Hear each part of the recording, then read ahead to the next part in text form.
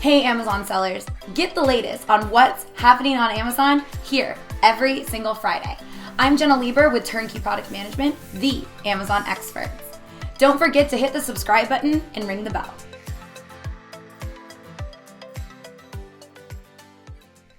Hey guys, it's Jenna. Thank you so much for hanging out with me today. I'm excited to cover our topic. So for this What's New on Amazon, we're talking about autoresponders. So as all of you guys know, Amazon made some pretty drastic changes to the autoresponder rules back in December 2019. So some of those changes that Amazon implemented were things like you cannot include any links. That actually has always been a rule, but I like to start off with that one because a lot of people try to sneak links in there. You cannot include any Amazon links.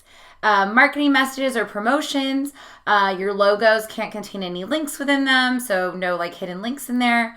Promotions for additional products, so trying to cross-sell, things like that. You can ask them to leave a review, but you cannot specifically ask for a positive review. You cannot include the word important in the subject line. You cannot ask for the same review twice. You can now only ask for it one time. And you cannot send an attachment multiple times. You can now only send that one time, and that attachment can only be sent if it is meant to complete an actual order.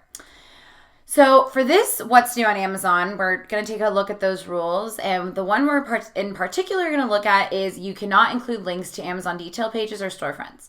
So this is something our team has been going back and forth on, honestly, since Amazon made these adjustments. We reached out to Manage by Stats. We reached out to Seller Labs, our Feedback Genius, and all these other platforms on just their stance on if we should include review links within our autoresponders. So, we got mixed feedback, and basically everyone just said, refer to Amazon's terms of service. But that's what's kind of interesting, right? Is Amazon terms of service says you can't link any Amazon links. It's essentially what it says.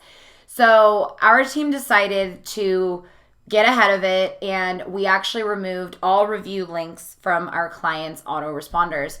We've updated all of our SOPs, all of that, really to unfortunately make it more of a manual process. And the reason why we're just trying to do that and get ahead of it is we have heard rumblings of people getting suspended, autoresponders suspended, not actual suspended, but suspended from using autoresponders because they have actually been putting in the review link. And just to make sure we're on the same page of what the review link is, we're referring to when autoresponder softwares allow you to put in a review link. Like they literally will probably just give you a code to type it in and it'll give a review link. We're trying to avoid doing those going forward to make sure we're staying as compliant as possible when it comes to Amazon's terms of service for autoresponders. So, manual's quite the bummer, right? Because you're relying on the customer to go ahead and do this. But maybe it'll be a little bit easier if we kind of talk about what our team has done. So what our team is doing is now we are making it more of a manual process. So basically the message will say something to this effect of, if you have not already left a review of your experience with us or our product, we would love to hear about your experience. Simply head over to Amazon, log into your account, tap on the menu bar on the left, and then click on your orders. Tap on the product page that you recently ordered, then click write a product review. Because Amazon is stating to not include Amazon links, we just feel like this is the next step, unfortunately.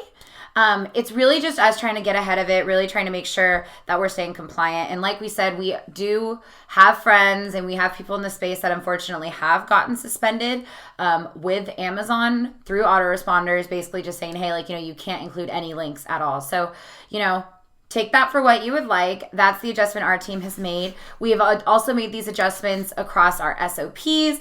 Now, when I'm talking to you guys about autoresponders, I'm always going to talk about it from that perspective. So if you guys have any questions on this, anything like that, you can always reach out to us. I would definitely recommend that you reach out to your third-party autoresponder software service just to see their stance on it because there is mixed feelings on it. But that really is the What's New on Amazon this week. If you guys have any questions, definitely let me know. But thank you so much for your time. I appreciate it. And I'll see you next week.